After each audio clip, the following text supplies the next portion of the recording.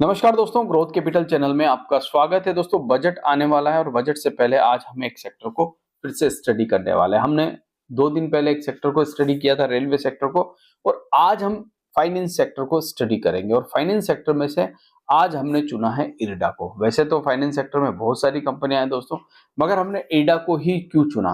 IPO level से हम इसके बारे में बात कर रहे हैं, स्टडी कर रहे हैं दोस्तों, क्योंकि ये company green energy, clean energy को सबसे ज्यादा बेनिफिट देती है। मतलब जहां पर भी ग्रीन एनर्जी, क्लीन एनर्जी को पैसे की जरूरत होगी, वहां पर ये कंपनी आपको खड़ी हुई मिलेगी। सबसे पहले डिस्क्लेमर दे दूं दोस्तों, किसी भी स्टॉक्स में हमारी बाय सेल रिकमेंडेशन नहीं है। सिर्फ और सिर्फ कंपनी को यहाँ पर स्टडी कर रहे हैं, तो आपको इस वीडियो को सिर्फ और सिर्फ एजुकेशन पर्पज ही लेना है।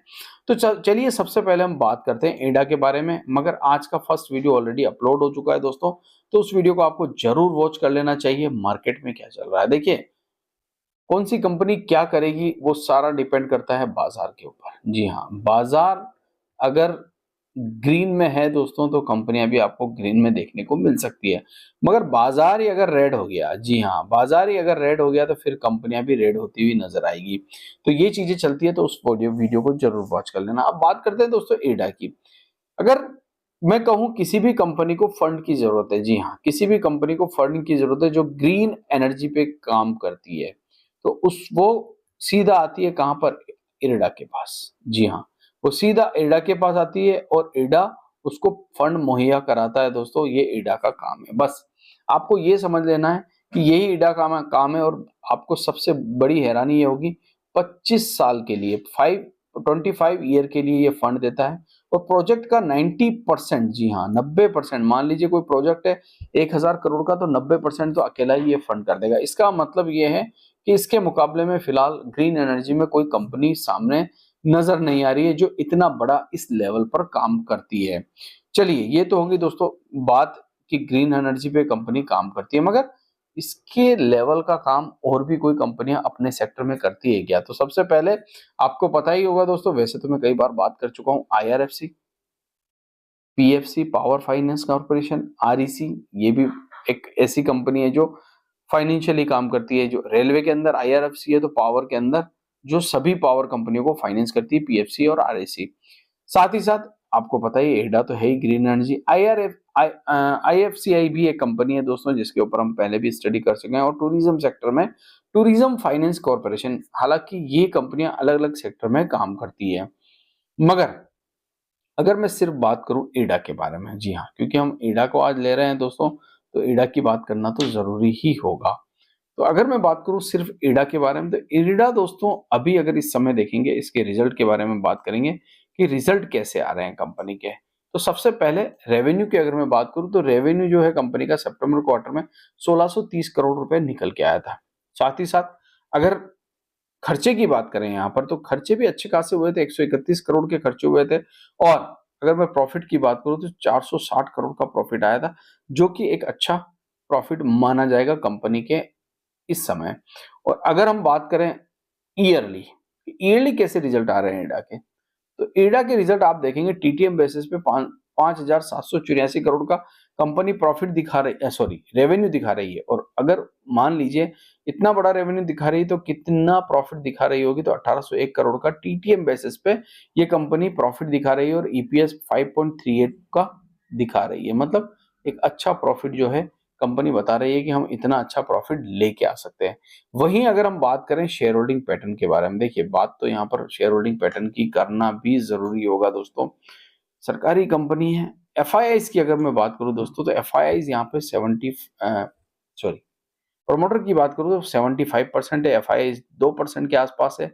डीआई ना के बराबर, पब्लिक के पास 22% माल पड़ा हुआ है। अब ये तो हो गई दोस्तों बात कंपनी के बारे में कि कंपनी का एक्चुअल में चल क्या रहा है, और आप यहाँ पर परफॉर्मेंस भी कंपनी के बारे में इस समय देख सकते हैं।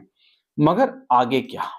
अब चलते हैं दोस्तों उस बात के ऊपर, उस मुद्दे के ऊपर जो हमें ध्यान रखनी है। तो सबसे पहले मैं बात करूं, कंपनी का अपडेट आया है, फाइनेंशियली रिजल्ट आने वाले हैं दोस्तों। देखिए ये रिजल्ट इस समय सभी कंपनियों के लिए बहुत ज्यादा इंपॉर्टेंट है। मैं हमेशा कहता हूं, वैसे तो क्वार्टरली रिजल्ट ठीक है अगर कोई ऊपर नीचे हो जाता है, मगर इस समय इंडिया की ग्रोथ के ऊपर क्वेश्चन मार्क लगता हुआ नजर आ रहा है। ठीक है, जीडीपी आंकड़े बहुत खराब आए हैं। ठीक है, तो अब इस समय सबसे ज्यादा इंडियन स्टॉक मार्केट में इस बार नजर होगी इन कंपनियों की अर्निंग्स पर, कि कंपनियां किस प्रकार की अर्निंग्स दे रही है।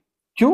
क्योंकि अगर किसी भी कंपनी का रिजल्ट थोड़ा भी खराब आया ना दोस्तों, तो कंपनी को मतलब पिटाई करते हुए समय नहीं लगेगा।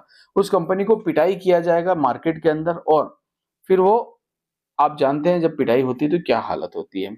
तो रिजल्ट का अच्छा आना बहुत ज्यादा इंपॉर्टेंट है। गुड रिजल्ट अगर आएंगे तो याद रखिए उसको अप्रिशिएट किया जाएगा। अगर रिजल्ट खराब आ गए, बैड आ गए, तो फिर बस पिटाई चालू है। और इस पिटाई से बचने के लिए कंपनियां जो है पूरी जद्दोजहद कर रही थी पिछले 3-4 महीनों से, मगर कैसे रिजल्ट आ सकते हैं।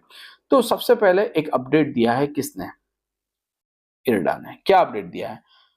तो सबसे पहले मैं आपको बता दूं, दिसंबर 2024 और दिसंबर 2023 का एक कंपैरिजन दिया है लोन को लेकर, क्योंकि ये कंपनी लोन करती है तो कंपैरिजन तो वहीं दिया जाएगा। लोन डिसबर्समेंट रेशियो बताया गया है, 17,236 करोड़ का लोन किया है, जो कि पिछली बार, आप यहां पर देख सकते हैं। मैं इसको थोड़ा सा आपके लिए जूम करना चाहूंगा ताकि आपको बेटर समझ में आए। ठीक है, ये जूम हो गया।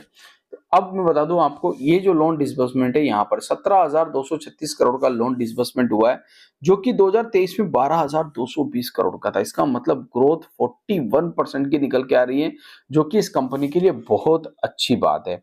लोन बुक जो हो गई है 69,000 करोड़ रुपए की हो गई है, जो कि पिछली बार 50,580 करोड़ की थी। यहाँ 36% की ग्रोथ निकल के आ रही है। और सबसे बड़ी बात है दोस्तों, ग्रीन एनर्जी के फील्ड में ये इतनी बड़ी ग्रोथ निकल के आ रही है। अब आपको ये बात मेरी समझ में आ गई होगी कि मैंने क्यों आपसे कहा कि इरडा इस सेक्टर के अंदर खिलाड़ी है दोस्तों।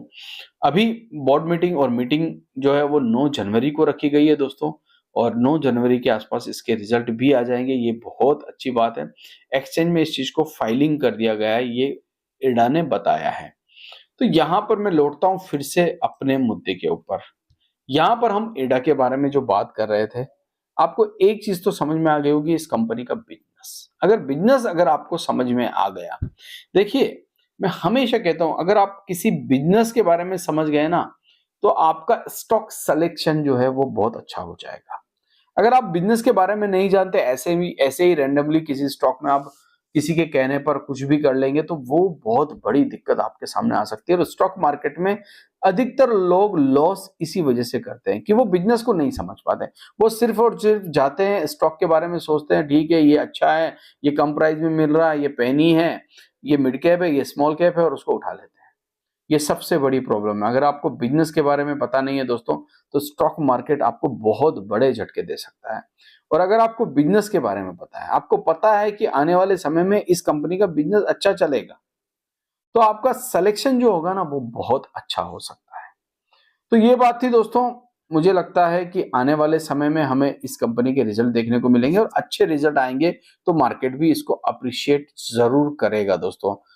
डिस्क्लेमर, किसी भी स्टॉक में मेरी बाय सेल की कोई रिकमेंडेशन नहीं है। आशा करता हूं दोस्तों ये वीडियो आपको अच्छा लगा होगा। अगर अच्छा लगा है तो प्लीज वीडियो को लाइक कीजिए, याद रखिए, और बाकी फाइनेंशियल एडवाइजर से डिस्कस कीजिए। थैंक यू, धन्यवाद।